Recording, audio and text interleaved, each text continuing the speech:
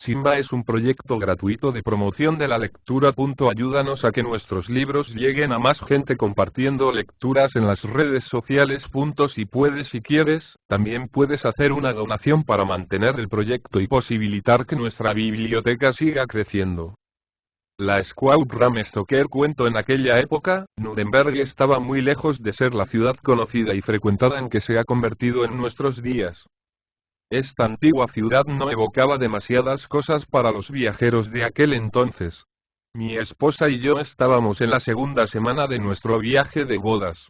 Y, sin mencionarlo, comenzamos a desear la presencia de un tercero. Por ello acogimos con satisfacción la compañía de un tal Elias P. Hutcheson, de East Main City, Bleeding Gulch, condado de Maple Tree, Nebraska, cuando ese alegre sujeto, apenas salir de la estación de Frankfurt del Main, declaró, con marcado acento yanqui, que se proponía visitar una maldita vieja ciudad de Europa que, por lo menos, tenía los años de Matusalén, pero que un viaje así requería, necesariamente, alguna compañía. Todo hombre, explicó, aunque tenga un carácter activo y sensato, se arriesga, a fuerza de viajar siempre solo, a acabar sus días encerrado entre las cuatro paredes de un manicomio. Tanto Amelia como yo constatamos algunos días más tarde, al comparar nuestros respectivos diarios, que habíamos decidido no relacionarnos con él sino de forma circunspecta y controlada con el fin de no parecer demasiado contentos de haberlo conocido, lo cual no hubiera parecido demasiado compatible con un inicio de vida conyugal.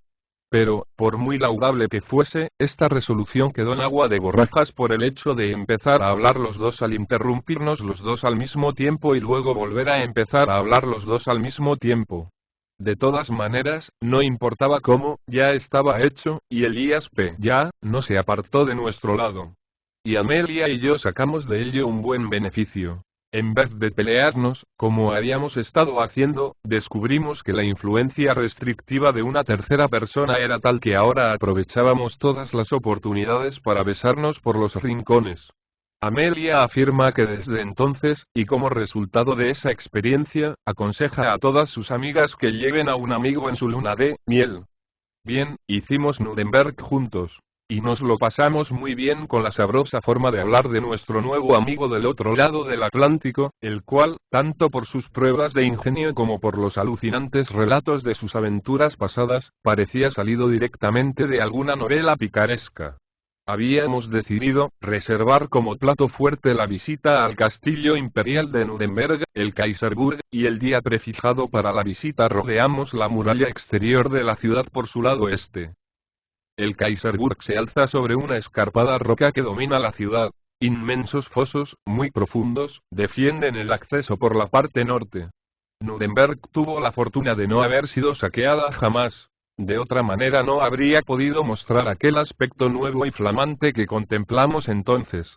Los fosos ya no servían desde hacía siglos. El fondo estaba ocupado por casas de té al aire libre y plantaciones de árboles frutales, algunos de los cuales alcanzaban un tamaño respetable. Avanzamos junto al largo muro fortificado bajo el ardiente sol de julio, deteniéndonos a menudo para admirar la vista que se abría ante nosotros, en especial la gran llanura cubierta de ciudades y pueblos y enmarcada en una línea azul de colinas, como un paisaje de Claude Lorraine. Las torres del Kaiserburg, ahora cercanas, se alzaban a nuestra derecha. Y más cerca aún, la altiva, la orgullosa torre de las torturas que era, y quizá lo sea todavía, el lugar más interesante de la ciudad. Durante siglos se ha citado a la Virgen de Hierro de Nuremberg como el ejemplo más claro de los horrores y la crueldad en los que puede caer el hombre. Por nuestra parte, siempre habíamos deseado poder verla algún día. Y hete aquí que finalmente nos hallábamos a la entrada de lo que era su hogar. Durante uno de nuestros saltos en el camino, nos asomamos por encima del muro que circundaba los fosos. Allá abajo, muy al fondo, estaban los jardines somnolientos bajo el sol, quizás a 15 o 20 metros de profundidad, aplastados bajo el sofocante y opresivo calor. Más allá, unas enormes murallas grises y hoscas, de una altura impresionante, se perdían a izquierda y derecha en los ángulos del bastión y la contraescarpa. Árboles y arbustos coronaban la cumbre. Detrás se alzaban altivas mansiones a las que el tiempo había dado una belleza aún mayor. El calor nos agobiaba. Caminábamos lentamente. Sin prisa alguna, nos detuvimos allí mismo y nos volvimos a asomar por en una cima del muro. Entonces se nos ofreció un cuadro encantador. Una gran gata negra estaba tendida cuán larga era al sol, mientras un gatito del mismo color correteaba alegremente a su alrededor. La madre agitaba lentamente la cola para divertir a su pequeño y lo empujaba con la pata para animarlo a jugar. Los dos animales estaban al pie del muro, a nuestro nivel, y Elías P. Hutcheson se inclinó y tomó una piedra de tamaño bastante considerable con el fin de participar en sus juegos. Miren, nos dijo con su divertido acento yanqui. La voy a lanzar cerca del gatito, y se van a quedar preguntando de dónde habrá salido. Oh. Vaya con cuidado, le recomendó mi esposa, podría herir al pobre gatito. Yo jamás lo intentaría, mi querida amiga, replicó Elías P. Tengo un corazón tan tierno como un cerezo de New Hampshire. Por Dios. Tengo tan pocas intenciones de dañar a ese hermoso animalillo como de arrancarle la cabellera a un niño de teta. Por lo demás, no hay ningún peligro. Mire, podría apostar lo que quisiera, hasta sus medias de fantasía, a que no voy a fallar. Fíjese, la voy a lanzar un poco hacia un lado, así. Dicho esto, se inclinó hacia adelante, extendió el brazo y lanzó la piedra. Tal vez exista una fuerza de atracción que haga que un cuerpo, sea cual sea su volumen, acabe siempre por alcanzar a otro más grande que él, o quizás simplemente el muro no fuera totalmente vertical, cosa que no podíamos comprobar desde el punto en que nos hallábamos. Fuera lo que fuese, nos llegó un ruido blando, desgarrador, a través del cálido aire. La piedra acababa de dar de lleno en la cabeza del gatito y le había reventado el cráneo. La gata negra lanzó una rápida mirada en nuestra dirección. Y vimos sus pupilas verdes y llameantes fijarse intensamente en Elías P. Hutcheson. Luego se volvió hacia el cuerpecillo tendido junto a ella, cuyas patitas todavía se agitaban imperceptible, presas de convulsiones, mientras un hilillo de sangre brotaba de la herida abierta. Entonces, con un sollozo ahogado, casi humano, se inclinó sobre el gatito, ahora inerte, y se puso a lamerle gimoteando la herida. De pronto pareció darse cuenta de su muerte. Y, una vez más, alzó su mirada hacia nosotros. Una mirada que nunca voy a olvidar, tal era el odio que de ella se desbordaba. Un fuego enconado ardía en el fondo de sus ojos verdes. Sus dientes blancos y agudos parecían brillar bajo la sangre que manchaba sus labios y bigotes. Y esos dientes rechinaban, mientras el animal descubría y alargaba unas enormes uñas afiladas. De pronto saltó desesperadamente hacia el muro para intentar alcanzarnos. Pero no lo logró y volvió a caer sobre el pequeño cadáver. Cuando se volvió a alzar, todavía nos pareció más horrible, tan pegajoso estaba su pelo oscuro por la sangre y los sesos. Amelia se desvaneció. Fue preciso que la transportase hasta un banco próximo, bajo la sombra de un plátano, donde recobró lentamente el conocimiento. En ese momento regresé junto a Hutcheson que, inmóvil de pie, observaba a la enfurecida gata. «Vaya por Dios», exclamó al ver que me acercaba. No creo haber visto un aspecto más feroz que el de esa bestia, excepto en cierta ocasión, en una india de la tribu de los apaches, una squaw, como las llaman allí. Recuerdo cuando la squaw apache tuvo entre sus manos a un mestizo al que llamaban Astillas, para vengarse de lo que éste le había hecho al paporose, o sea el niño de esa squaw, al que había raptado en una correría para vengarse a su vez de la forma en que los apaches habían aplicado la tortura del fuego a su madre. La india estuvo mirando lo que le hacía el mestizo a su paporose, como si no quisiera olvidar un solo detalle. Persiguió a Astillas durante más de 3 años, hasta que al final los bravos de su tribu lo atraparon y se lo entregaron. Dicen que ningún hombre, blanco o indio, ha tardado tanto en morir bajo las torturas apaches. La única vez que la vi sonreír fue cuando la eliminé. Llegué a su campamento justo cuando Astillas exhalaba su último suspiro, y les aseguro que a él tampoco le supo mal morir. Era un tipo demasiado duro, y yo nunca le había mostrado ninguna amistad después de lo del crío indio, pues había sido una gran canallada, y eso que tenía todo el aspecto de un hombre blanco. Pero pagó su deuda hasta el último centavo, y más aún, con creces. Lo único que pude hacer con él fue conservar un trozo de su piel, ya que lo habían despellejado totalmente, y mandar que me forraran una agenda con ella. Aquí está, dijo, palmeándose el bolsillo del chaleco. Mientras hablaba, la gata trataba de alcanzar frenéticamente la parte alta del muro. Primero tomaba impulso y luego saltaba, llegando a veces a una altura sorprendente. Aunque siempre volvía a caer al fondo, no parecía importarle. Volvía a intentarlo con creciente ardor. Hutcheson era un buen muchacho, tanto mi mujer como yo nos habíamos fijado en la amabilidad con que trataba tanto a personas como a animales, y parecía sinceramente entristecido por el estado de furor en que veía a la gata. Lamento mucho no poder hacer nada, dijo. Pobre animal, parece tan desesperado. Mira, no es culpa mía, ha sido un accidente. Y todo esto no te devolverá a tu pequeño. Lo lamento, nunca hubiera deseado que sucediese tal cosa, ni siquiera por un fajo de billetes. Espero, coronel, una de sus diversiones habituales era la de atribuirnos títulos imaginarios, que su esposa no esté demasiado irritada conmigo por este desgraciado incidente. La culpa no es mía, y no se puede llegar a imaginar hasta qué punto lo lamento. Se aproximó a Amelia y se deshizo en excusas.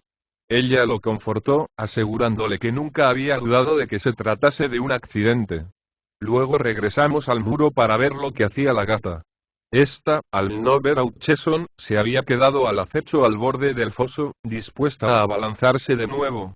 En cuanto lo vio, saltó con un furor ciego que hubiera parecido risible en otras circunstancias. Ya no trataba de alcanzar la parte alta del muro. Simplemente se limitaba a lanzarse hacia Hutcheson como si la violencia de su odio, prestándole alas, pudiera permitirle franquear aquella gran distancia que los separaba. Amelia, con el infalible instinto de su sexo, se dio cuenta de inmediato del peligro. Tenga cuidado, le dijo a Elías P. con voz inquieta, porque es seguro que, si estuviera aquí, ese animal trataría de matarlo. La muerte brilla en sus ojos. Perdóneme, mi pequeña amiga, replicó Hutcheson con una carcajada, pero no puedo impedir reírme. Es demasiado divertido. Yo, que he cazado al oso pardo y al indio, quiere que tenga cuidado de una gata. Cuando el animal oyó las risas, interrumpió sus intentos.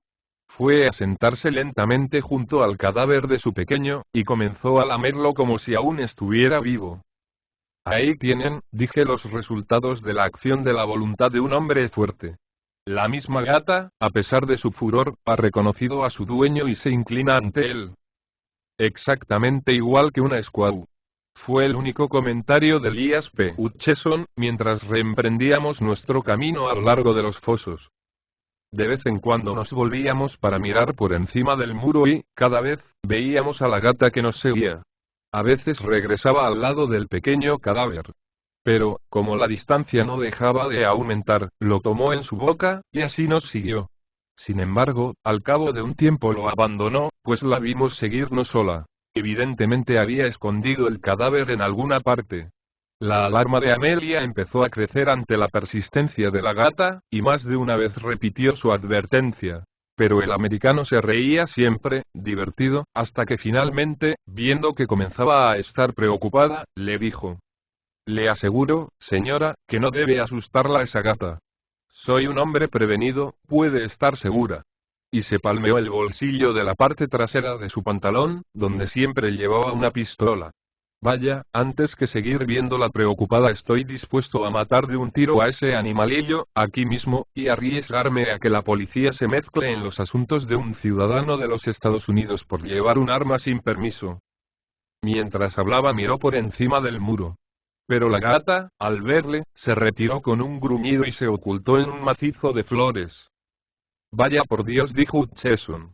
Ese animal tiene más sentido común que el que poseen la mayoría de cristianos. Supongo que ya no la veremos nunca más. Les apostaría cualquier cosa a que ahora va a buscar a su cría para hacerle un hermoso entierro. Amelia no dijo nada más, por miedo a que en un erróneo acto de amistad hacia ella cumpliese su amenaza de matar a la gata. Así que proseguimos nuestro camino y cruzamos el pequeño puente de madera que llevaba a la puerta en la que se iniciaba la empinada senda, enlosada entre el Kaiserburg y la pentagonal Torre de las Torturas. Mientras cruzábamos el puente vimos de nuevo a la gata debajo de nosotros. Cuando nos vio, su furia pareció ganarla de nuevo, e hizo frenéticos esfuerzos por escalar la pared vertical. Hutcheson se rió al verla y le dijo: Adiós, vieja amiga. Lamento haber herido tus sentimientos, pero ya se te pasará el enfado. Hasta otra. Y atravesamos la alta y oscura arcada y llegamos a la puerta del Kaiserburg. Cuando salimos de nuevo, tras nuestra exploración de aquel hermoso lugar antiguo, que ni siquiera los bien intencionados esfuerzos de los restauradores góticos de hace 40 años habían logrado estropear, pese a que esta restauración era de un blanco brillante, parecíamos haber olvidado por completo el poco placentero episodio de la mañana. El viejo tilo con gran tronco retorcido por el paso de casi 9 siglos, profundo pozo excavado en el corazón de la roca aquellos cautivos de la antigüedad y la hermosa vista desde las murallas de la ciudad en las que oímos, durante casi un cuarto de hora, el sonido de los múltiples carillones, todo había contribuido a borrar de nuestras mentes el incidente del gatito muerto. Éramos los únicos visitantes que habían entrado aquella mañana en la Torre de las Torturas, al menos eso es lo que nos dijo el viejo guardián, así que teníamos el lugar para nosotros solos, y pudimos llevar a cabo una visita mucho más detallada y satisfactoria de lo que habría sido posible en otras circunstancias. El guardián, viendo en nosotros la única fuente de ingresos de aquel día, se mostró dispuesto a cumplir todos nuestros deseos. La Torre de las Torturas es ciertamente un lugar opresivo, incluso ahora, cuando muchos millares de visitantes le han dado una cierta chispa de vida y la alegría que ella comporta. Pero en aquel tiempo al que yo me refiero aún mantenía su aspecto más primitivo y terrible. El polvo de los siglos parecía estar en todas partes, y la oscuridad y el horror de sus recuerdos parecían haberse hecho sensibles de una forma que hubiera satisfecho a las almas panteístas de Filo Espinoza. La cámara inferior, por la que entramos, estaba al parecer normalmente en tinieblas, y hasta la cálida luz diurna que entraba a chorros por la puerta parecía perderse en el grosor de las paredes, y solo mostraba los burdos ladrillos tal y como los había dejado el constructor, pero cubiertos de polvo y teñidos aquí y allá por manchas oscuras que, si las paredes pudieran hablar, habrían contado terribles recuerdos de miedo y sufrimiento. Por todo ello, nos sentimos satisfechos al subir por la polvorienta escalera de madera, dejando el guardián abierta la puerta exterior para que nos iluminase algo el camino, pues, para nuestros ojos, la única y maloliente vela colocada en un candelabro clavado a la pared no daba bastante luz. Cuando salimos por la trampilla de un rincón de la cámara superior, Amelia se apretó tan fuertemente contra mí que pude notar cómo palpitaba su corazón. Por mi parte debo decir que no me sorprendió su temor, pues esa sala aún era más terrible que la que acabábamos de abandonar. Ciertamente, aquí había más luz, pero esto solo contribuía a que pudiésemos contemplar mejor los horribles detalles del lugar. Evidentemente, los constructores de la torre habían pensado que solo los que llegasen a la cima debían beneficiarse de la luz y de la visión, pues en todo el resto de la torre solo había algunas estrechas troneras como las de las construcciones militares medievales. Unas pocas de estas iluminaban la cámara, y estaban colocadas a tanta altura que desde ningún lugar podía verse el cielo a causa del grosor de las paredes. Desordenadamente, en unos armeros a lo largo de los muros, se veían espadas de decapitar, grandes armas de larga empuñadura, ancha hoja y afilados bordes. Junto a ellas, varios tajos en los que habían descansado las cabezas de las víctimas, en los que se veían los profundos cortes hechos por el acero que había cercenado las carnes, clavándose en la madera. Por toda la cámara, dispuestos al azar, se veían muchos aparatos de tortura que hacían estremecer el corazón.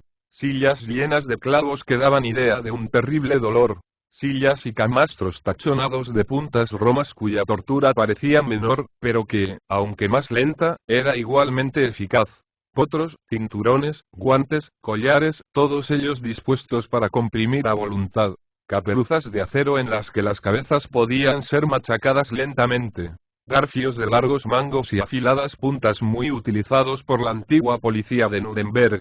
Y muchos otros artefactos creados por el hombre para hacer daño a sus semejantes.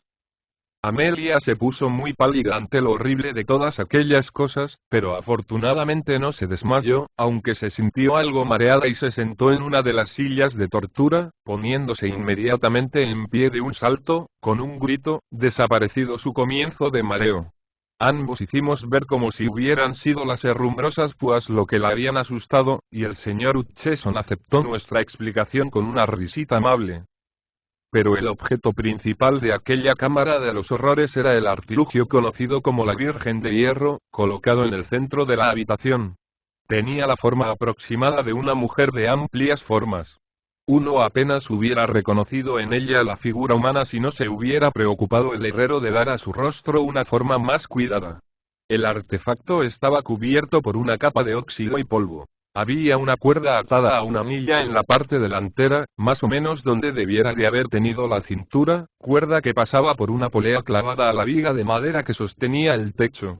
Tirando de la cuerda, el guardián nos mostró que la parte frontal se movía sobre unas bisagras como si fuera una puerta. Entonces vimos que el artilugio tenía unas paredes de considerable grosor, que apenas dejaban lugar en su interior para que en él fuera introducido un cuerpo humano.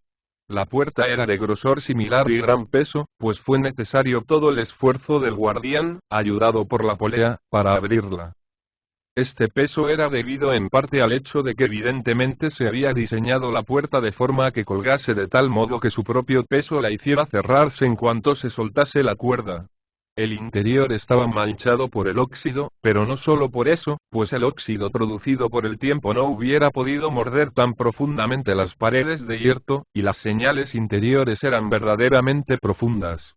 Tan solo cuando nos acercamos a mirar detenidamente el interior de la puerta fue cuando nos dimos cuenta de su diabólica misión. Había allí varias largas púas, cuadradas y gruesas, de amplia base y afilado extremo, colocadas de tal forma que cuando se cerrase la puerta las superiores atravesasen los ojos de la víctima y las inferiores su corazón y otras partes vitales. La visión fue demasiado para la pobre Amelia y esta vez cayó desmayada, y tuve que bajarla por la escalera de madera y llevarla hasta un banco del exterior, donde se recuperó. La impresión que sintió fue tan grande que mi primogénito tiene un antojo en el pecho que, según toda mi familia, representa a la Virgen de Nuremberg. Cuando regresamos a la cámara nos encontramos a Hutcheson frente a la Virgen de Hierro.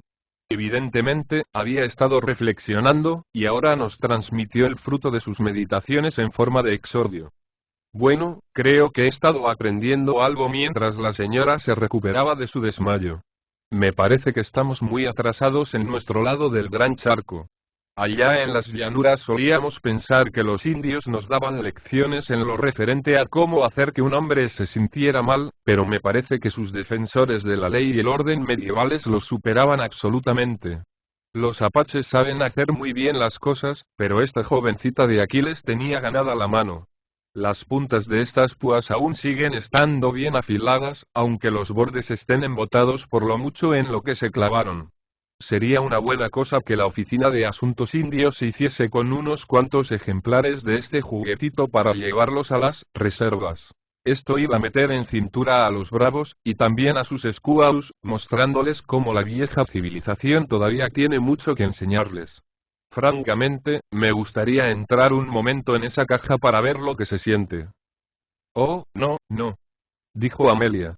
Es demasiado terrible. Mi pequeña amiga, no hay nada demasiado terrible para una mente inquisitiva. Me he metido muchas veces en buenos líos. Pasé toda una noche en el interior del cadáver de un caballo mientras ardía toda la pradera del territorio de Montana, y en otra ocasión dormí en el interior de un búfalo muerto cuando los comanches estaban en el sendero de la guerra y no me quedaba otro remedio si es que no quería hacer compañía al animal. He pasado 2 días en un túnel derrumbado en la mina de oro de Billy Broncho en Nuevo México, y fui uno de los 4 que permaneció encerrado durante las 3/4 partes de un día en la campana estanca que rompió las amarras cuando estábamos excavando los cimientos del puente de Búfalo. No me he dejado perder ni una sola sensación extraña hasta ahora, y no pienso perderme esta. Vimos que nada podría disuadirle, así que le dije: bueno, entonces apresúrese, amigo, y acabemos de una vez. De acuerdo, mi general me contestó. Pero aún falta una cosa. Mis predecesores, los caballeros que se encontraron anteriormente en esta lata de sardinas, no lo hicieron voluntariamente, seguro que no. Imagino que los debían de traer bien atados antes de dejar caer el telón. Deseo hacer bien las cosas, así que primero necesito que me aten a conciencia.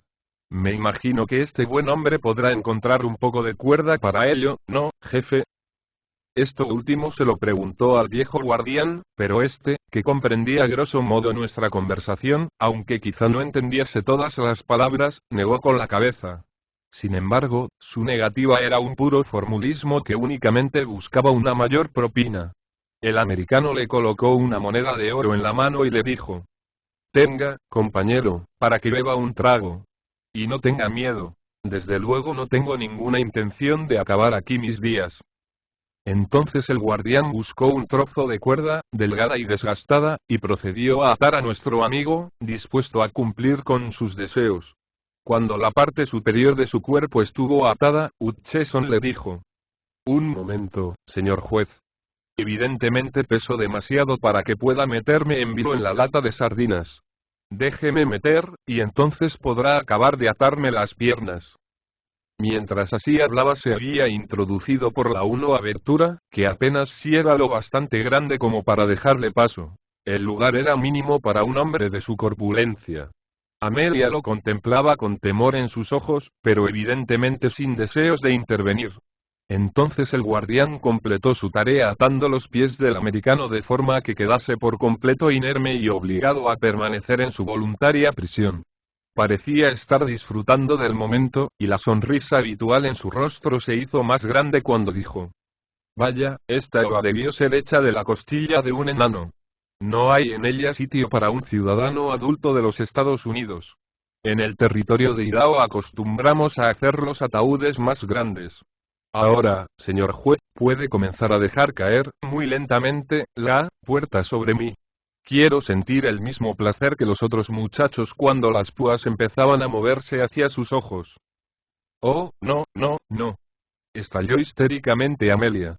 «Es demasiado terrible. No deseo verlo. No puedo. No puedo». Pero el americano era testarudo. «Oiga, coronel», me dijo, «¿por qué no se lleva a la señora a dar un paseo? Por nada del mundo querría herir sus sentimientos, pero ahora que estoy aquí, tras atravesar 12.000 kilómetros, me costaría mucho dejar de sentir la sensación que ando buscando. No todos los días tiene un hombre la oportunidad de ser enlatado. Yo y el juez arreglaremos este asunto en un momento, y cuando vuelvan todos nos reiremos de ello». Una vez más triunfó la resolución nacida de la curiosidad, y Amelia se quedó allí, aferrada a mi brazo y estremeciéndose mientras el guardián comenzaba a soltar, centímetro a centímetro, la cuerda que sujetaba la puerta de hierro. El rostro de Hutcheson estaba radiante mientras sus ojos seguían el movimiento de las púas. «Bueno», dijo, «creo no haberme sentido tan dichoso desde que salí de Nueva York. Excepto una pelea que tuve en Wapping con un marino francés, y eso que tampoco fue gran cosa, no ha habido nada que me complaciera realmente en este podrido continente, en el que no hay ni osos ni indios y en el que los hombres van desarmados. Atento ahora, señor juez. No se dé prisa. Deseo un buen trabajo por mi dinero». El guardián debía de tener en sus venas algo de la sangre de sus predecesores en aquella siniestra torre, pues maniobró la puerta con tal deliberada lentitud que al cabo de 5 minutos, en los que la puerta apenas si se había movido, Amelia comenzó a perder el control de sus nervios. Vi cómo sus labios perdían el color, y noté que su presión sobre mi brazo disminuía. Miré a mi alrededor para buscar un lugar donde depositarla, y cuando la contemplé de nuevo vi que su mirada estaba clavada en un lugar al lado de la Virgen. La seguí, y vi a la gata negra acurrucada en un rincón. Sus ojos verdes brillaban como luces de peligro en la penumbra del lugar, y su color se veía resaltado por la sangre que aún manchaba su piel y enrojecía su boca. No pude evitar el gritar: «La gata. Cuidado con la gata». Pero ya había saltado frente al artefacto. En aquel momento parecía un demonio triunfante.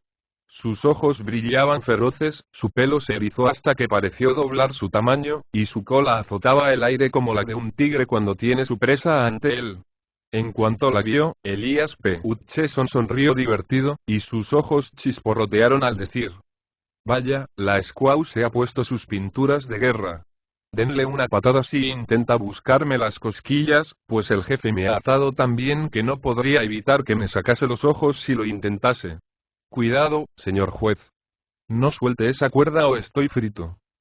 En aquel momento Amelia se desmayó al fin, y tuve que aferrarla por la cintura para que no se desplomase al suelo. Mientras me ocupaba de ella, vi cómo la gata negra se acurrucaba para saltar, y me volví para apartarla. Pero en aquel instante, con un maullido infernal, se lanzó, no contra Hutcheson como esperábamos, sino directamente a la cara del guardián. Sus garras parecieron rasgar salvajemente su rostro, como se ve en los dibujos chinos de los dragones rampantes.